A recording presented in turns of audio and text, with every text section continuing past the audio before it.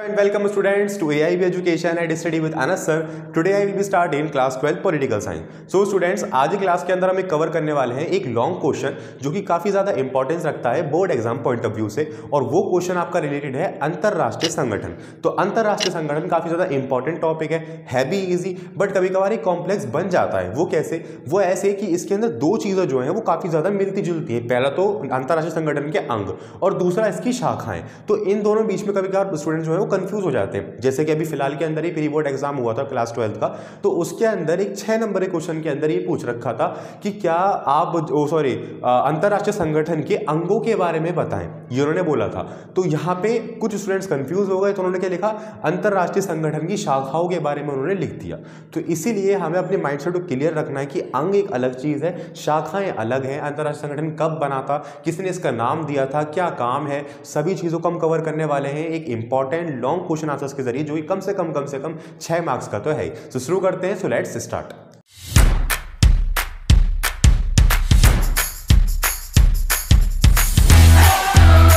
शुरू करते हैं। तो देखिए, संयुक्त राष्ट्र संघ के बारे में बताइए। ये तो मैंने काफी ज्यादा इजी लैंग्वेज में पूछा है। अल्टीमेटली आपसे घुमा फिरा के पूछ सकते हैं कि संयुक्त राष्ट्र संघ के बारे में विस्तार में पूर्वक बताइए, इसके अंगों के बारे में बताइए, इसके शाखाओं के बारे में बताइए, इसके कार्य क्या है, इसका उद्देश्य क्या है। इस तरीके से भी क्वेश्चन बन सकता है 6 नंबर का। अगर ऐसा क्वेश्चन आता है तो आपको कम से कम अपने उसके उद्देश्य लिखने, उद्देश्य के बाद उसका अंग लिखना है, शाखाएं लिखनी है, फिर ये जो कंटेंट है ये उसी के उसके भाग का है। यानी कि अब आपको क्या करना है, देखो कभी भी आप कोई भी आंसर करो हेडिंग डाल के करो, कि जब कभी भी आप कोई भी आंसर हेडिंग डाल के करते हो तो एग्जामिनर की नज़र पहले हेडिंग पे पड़ती है। वो समझ जाता है कि हाँ बच्चे को आता है, उस हेडिंग से रिलेटेड नीचे का कंटेंट लिखा हुआ होगा, तो वो ज़्यादा पढ़ने की कोशिश नहीं करते, वो जल्दी जल्दी टिक मार के अपना खत्म करते हैं काम को। तो इसीलिए जब कभी जैसे मान लो मैंने बताया एक बड़ा क्वेश्चन आ जाए कि अंगों के बारे में, शाखाओं के बारे में, तो ब्लैक पेन से हेडिंग डालो अपनी आंसर शीट पे कि संयुक्त राष्ट्र संघ की शाखाएं कुछ इस प्रकार हैं, नीचे सारी शाखाएं डाल दी, कुछ एक्सप्लेनेशन दे दी। संयुक्त राष्ट्र संघ के अंग कुछ इस प्रकार हैं, उनकी एक्सप्लेनेशन दे दी। मगर इन सबको देने से पहले, यानी कि अंगों के, शाखाओं के या फिर अलग चीजों के बारे में बताने से पहले आपको कुछ उसके बारे में लिखना काफी ज्यादा जरूरी होता है। इससे बहुत अच्छा इफेक्ट पड़ता है। ये नहीं आप उबड़ खाबड़ की कोई बात लिख रहे हो आसपास की, नहीं, संयुक्त राष्ट्र संघ के बारे में ही कुछ ना कुछ बात लिखनी है। जैसे कि यहां पूछा गया है कि इसके अंदर संयुक्त राष्ट्र संघ के बारे में बताना है हमें, तो ये बहुत ज्यादा इंपॉर्टेंट पॉइंट्स हैं जो कि आपको याद होने चाहिए कि संयुक्त राष्ट्र संघ एक सार्वधिक और बहुत ज्यादा महत्वपूर्ण अंतरराष्ट्रीय संगठन है। यहां पे मैंने सिर्फ ये लिखा है कि महत्वपूर्ण संघ है, आप अंतरराष्ट्रीय संगठन भी लिख सकते हैं। संयुक्त राष्ट्र संघ का नाम अमेरिकी राष्ट्रपति फ्रैंकलिन डी रूजवेल्ट ने दिया था। ये काफी ज्यादा इंपॉर्टेंस है इसकी पॉइंट की। कैसे कि कभी कभार एमसीक्यू बेस पे भी आया था कि संयुक्त राष्ट्र संघ का नाम किसने दिया था, तो वो दिया था अमेरिकी राष्ट्रपति ने, फ्रैंकलिन डी रूजवेल्ट ने। ठीक है। थर्ड पॉइंट, संयुक्त राष्ट्र संघ की स्थापना कब हुई? संयुक्त राष्ट्र संघ की स्थापना हुई आपकी 24 अक्टूबर 1945 को अमेरिका, फ्रांस, चीन, सोवियत संघ तथा इंग्लैंड और भी अन्य कुल देशों के हस्ताक्षर के बाद क्या हुआ था, सोवियत संघ की स्थापना हुई थी, अंतरराष्ट्रीय संगठन की स्थापना हुई थी। अब ये कुछ बड़े बड़े देशों के नाम मेंशन कर दिए ताकि हमें समझ में आ जाए। चलिए, अन्य देशों के हस्ताक्षर के बाद ये स्थापित हुआ। संयुक्त राष्ट्र संघ का प्रधान कार्यालय न्यूयॉर्क के अंदर है, ये पता है हमें। संयुक्त राष्ट्र संघ के 5 स्थायी सदस्य हैं और 10 स्थायी सदस्य हैं, और जो अस्थायी सदस्य हैं उनका प्रत्येक 2 वर्ष के बाद चुनाव भी होता है, कि ताकि पूरे विश्व के जितने भी देश हैं वो अंतरराष्ट्रीय संगठन के अंदर सम्मिलित हो सके। इसलिए क्या बताया गया है कि अस्थायी जो देश है, इसके संगठन है, सदस्य हैं, वो क्या होगा, 2 वर्ष के बाद उनका चुनाव होगा। और अल्टीमेटली जो हमारे स्थायी सदस्य हैं उनका कोई चुनाव नहीं होगा, वो हमेशा रहेंगे। और साथ में जो इसके अस्थायी सदस्य भी हैं उनके पास वीटो पावर की शक्ति है, वो हम समझेंगे अभी आगे। तो बढ़ते हैं आगे की स्टूडेंट्स। तो सुरक्षा परिषद के 5 स्थायी सदस्य जिन्हें वीटो शक्ति प्राप्त है, जैसा कि मैंने आपको बताया। अब वो देश है कौन कौन से? वो है संयुक्त राज्य अमेरिका, दूसरा रूस, भूतपूर्व सोवियत संघ, ब्रिटेन, फ्रांस और चीन। ये कोई 5 हमारे देश हैं जिन्हें वीटो शक्ति प्राप्त है, और ये संयुक्त राष्ट्र संघ के 5 स्थायी सदस्य हैं। चलिए, 30 अक्टूबर 1945 को भारत संयुक्त राज्य संघ में शामिल हुआ। ये काफी ज्यादा इंपॉर्टेंट पॉइंट है आपका, ये याद रखनी है आपको डेट। 30 अक्टूबर 1945 को भारत हमने संयुक्त राज्य संघ के अंदर क्या हुआ था, शामिल हो गया था। ठीक है, संयुक्त राज्य संघ की स्थापना दूसरे विश्व युद्ध के तुरंत बाद कर दी गई थी। संयुक्त राज्य संघ की स्थापना दूसरे विश्व युद्ध के तुरंत बाद कर दी गई थी। क्यों कर दी गई थी? वो इसलिए कर दी गई थी क्योंकि जब पहला विश्व युद्ध लड़ा गया था 1939 के अंदर, तो पहले विश्व युद्ध के अंदर बहुत ज्यादा हानि देखने को मिली थी पूरे विश्व में। बहुत सारे लोगों की जानें गई थी, बहुत सिपाही मारे गए थे, बहुत सब देश बर्बाद हो गए थे। तो इस व्यवस्था को लेकर पूरे अंतरराष्ट्रीय देशों ने एक फैसला किया कि भाई ऐसा तो नहीं होना चाहिए, अगर ऐसा होगा तो फिर तो हम बर्बाद हो जाएंगे पूरी दुनिया।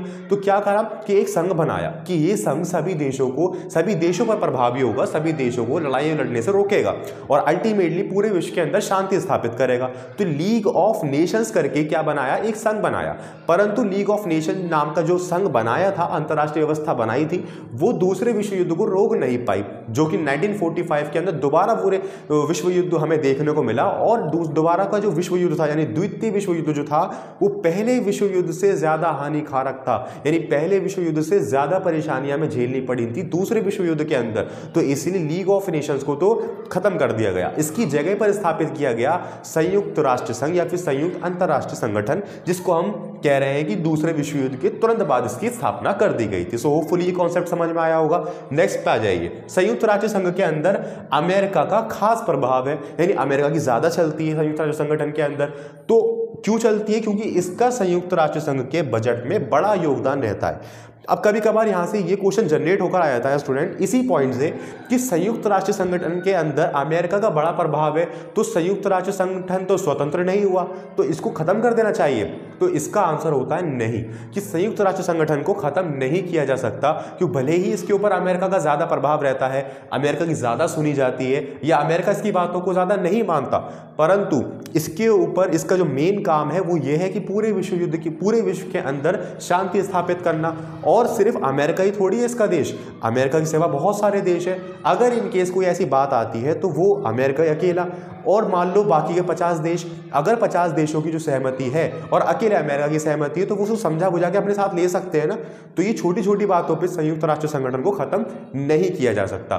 तो इसीलिए इस पॉइंट से जो क्वेश्चन बनेगा वही मैंने आपको बता दिया। सो होपफुली ये भी समझ में आया होगा आपके। अंतरराष्ट्रीय मुद्रा कोष यानी कि IMF संयुक्त राष्ट्र संघ का एक महत्वपूर्ण अभिकरण है। ये आपको याद रखना है कि IMF, वर्ल्ड बैंक, तो ये सब क्या है, बहुत महत्वपूर्ण अभिकरण है हमारे किसके, संयुक्त राष्ट्र संघ के। चलो, शीत युद्ध के कारण अंतरराष्ट्रीय स्थिति तनावपूर्ण बनी थी, लग रहा था कि युद्ध कभी भी हो सकता है। दूसरे विश्व युद्ध के बाद संयुक्त राज्य अमेरिका और सोवियत संघ के मध्य चला 1945 से 1990 तक का, इस समय को शीत युद्ध बोला गया। देखिए स्टूडेंट, यहां से आपका ये क्वेश्चन बन सकता है कि दूसरे विश्व युद्ध के बाद अंतरराष्ट्रीय मामले में या अंतरराष्ट्रीय स्तर पर समझ लीजिए तनाव का क्षेत्र या फिर परेशानियों का क्षेत्र कब तक चला, तो ये है शीत युद्ध की बात की जा रही है यहाँ पे। ठीक है, तो आपको साफ साफ समझ लेना है कि जब भी आपसे पूछे कि दूसरे विश्व युद्ध के बाद अंतरराष्ट्रीय स्थिति तनावपूर्ण कब रही थी, तो आपको बता देना है कि तनावपूर्ण जब रही थी जब शीत युद्ध का समय चल रहा था। और ये शीत युद्ध का समय किसके बीच चल रहा था,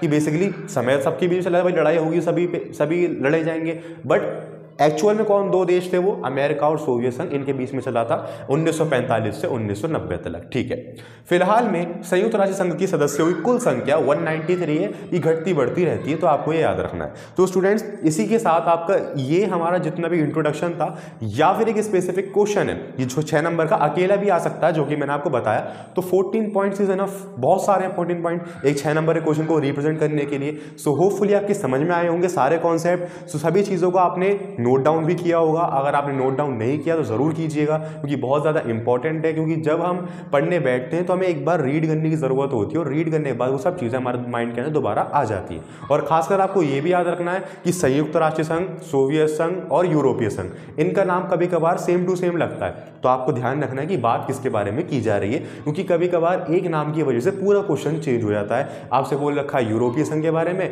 आपने लिख दिया सोवियत संघ के बारे में, पूछ रखा है सोवियत संघ के बारे में, आपने लिख दिया संयुक्त राष्ट्र संघ के बारे में। तो आपको थोड़ा थोड़ा इसमें ध्यान रखना है कि संयुक्त राष्ट्र संघ एक अलग टॉपिक, यूरोपीय संघ अलग और सोवियत संघ इज अलग, ठीक है। तो इसी के साथ एक और छोटा सा इंपॉर्टेंट टॉपिक कवर करते हैं हम इसी क्लास के अंदर। कभी कभार आपसे ये पूछ लिया जाता है कि एमएनएसटी इंटरनेशनल क्या है, तो आपको ये पता होना चाहिए कि एमएनएसटी इंटरनेशनल एक गैर सरकारी संगठन है, यानी कि नॉन गवर्नमेंटल ऑर्गेनाइजेशन यानी एनजीओ है, ठीक है। तो इस संगठन का कार्य यही है कि पूरे विश्व के स्तर पर मानव अधिकारों का कहीं हनन ना हो, तो मानव अधिकारों के संरक्षण के लिए कार्य करती है। तो ये छोटा सा इसका पॉइंट है जो कि आपको पता होना चाहिए था, काफी ज्यादा इंपॉर्टेंट था। सो मिलते हैं इस क्लास के अंदर। सो होपफुली आपके आज की क्लास के अंदर कोई डाउट नहीं बचा होगा, काफी बेनिफिट रहा होगा आपकी आज की क्लास के, यानी काफी हेल्प प्रोवाइड करी होगी आज की क्लास ने आपको। सो इसी तरीके से अभी अंतरराष्ट्रीय संगठन का पूरा टॉपिक खत्म नहीं हुआ। नेक्स्ट क्लास जब पॉलिटिकल साइंस की होगी तो इसके 3 और इंपॉर्टेंट क्वेश्चन आंसर बचे हैं लॉन्ग, जो कि हमें कवर करना जरूरी है, क्योंकि इन्हीं कुछ क्वेश्चंस के जरिए इस चैप्टर से क्वेश्चन आता जरूर है, तो हमें पता होने चाहिए। सो मिलते हैं नेक्स्ट क्लास के अंदर और कवर करेंगे इसके बचे कुछ इंपॉर्टेंट क्वेश्चन आंसर जो कि काफी ज्यादा इंपॉर्टेंस रखते हैं। मिलते हैं नेक्स्ट क्लास के अंदर। Thank you.